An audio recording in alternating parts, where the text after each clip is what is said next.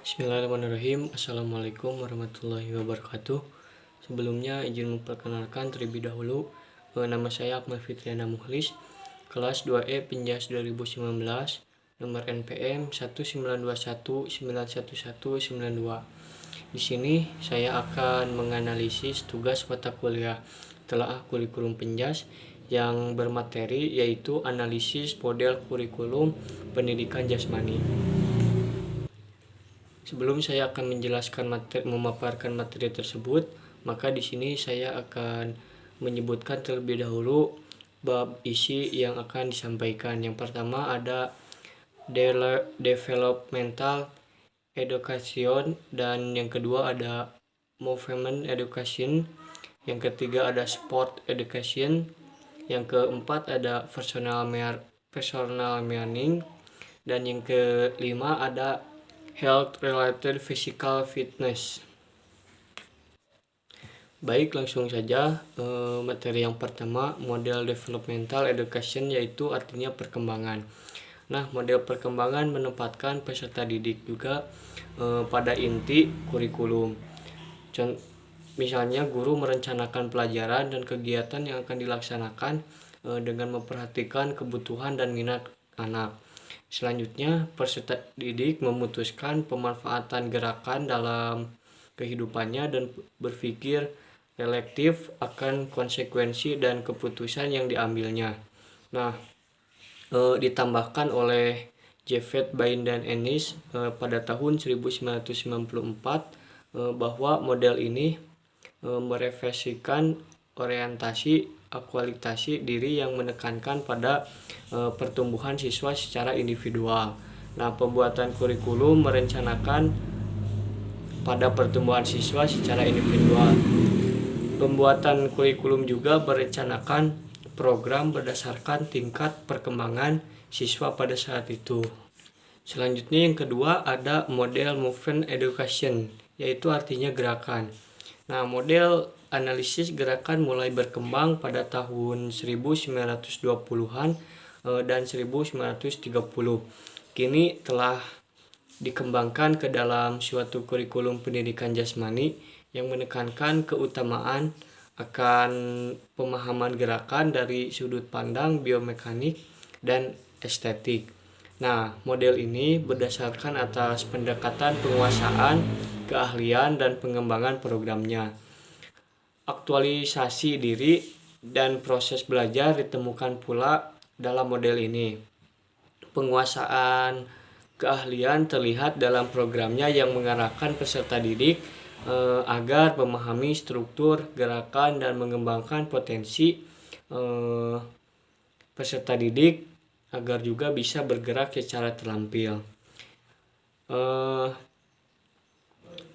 Menurut Jewett, Bain, dan Ennis pada tahun 1994 menyatakan bahwa dalam model analisis gerakan peserta didik belajar menganalisis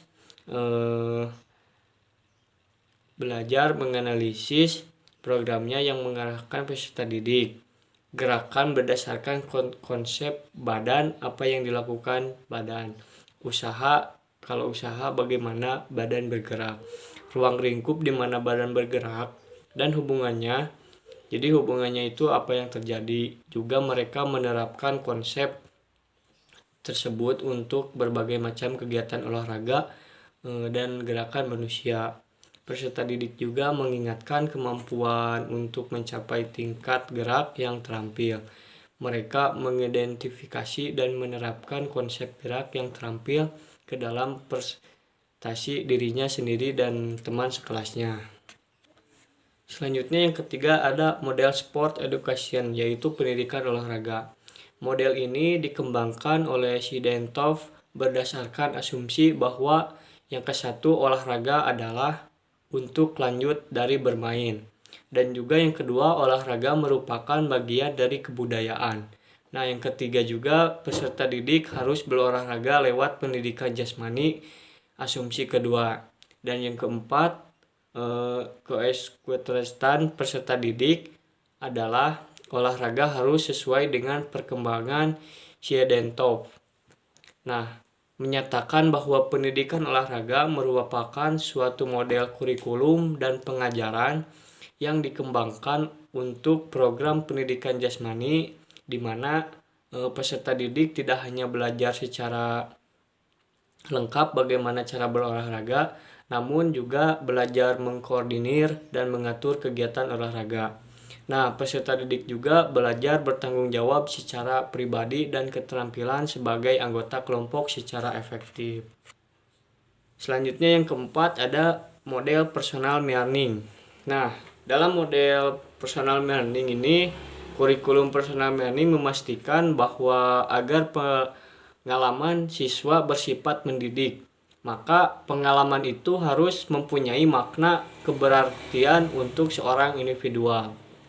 Nah, untuk menerapkan model ini diperlukan purpose atau proses kurikulum framework, suatu kerangka kerja teoritis. Nah, yang artinya yang memasukkan dua dimensi ke dalamnya, yaitu dimensi tujuan dan dimensi proses. Nah, dimensi tujuan berperan sebagai petunjuk bagi para perencana untuk memutuskan hakikat dan ruang lingkup isi kurikulum. Dan dimensi tujuan ini meliputi 22 pertanyaan tujuan yang menampilkan motif dan maksud siswa dalam mengikuti kegiatan gerak, sehingga dapat dilihat juga sebagai tujuan dari pendidikan jasmani secara keseluruhan. Sedangkan dimensi proses berperan sebagai pola klasifikasi untuk mengidentifikasi keseluruhan proses pembelajaran gerak. Selanjutnya yang keempat ada model health related physical fitness. Nah, dalam model kurikulum kebugaran jasmani atau sering disebut sebagai model pendidikan kebugaran, hampir sama dengan model perkembangan.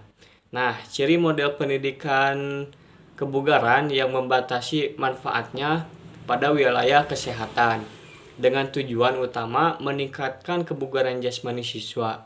Sebagaimana dirumuskan oleh tujuan utama banyak pihak kebugaran jasmani adalah kemampuan untuk melaksanakan tugas sehari-hari dengan cukup insentif dan kesiagaan penuh, tanpa menimbulkan kelelahan yang berarti dan energi yang cukup, dan menikmati waktu luang dan menjalani situasi yang tidak terduga. Nah, dilihat dari target pencapaian yang harus dipenuhi, maka model ini berlandaskan pada nilai disiplinary mastery.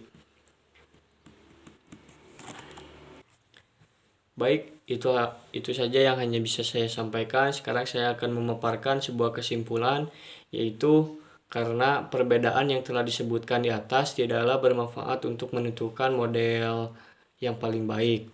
Akan lebih berguna bila mempelajari kelebihan dan kekurangan model.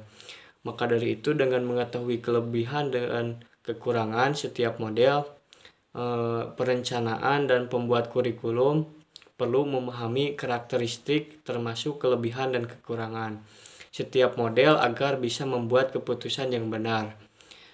Dan dia harus mulai mencermati tren yang sedang berkembang dalam masyarakat masa kini, kebijakan yang diambil pemerintah, minat dan kebutuhan peserta didik.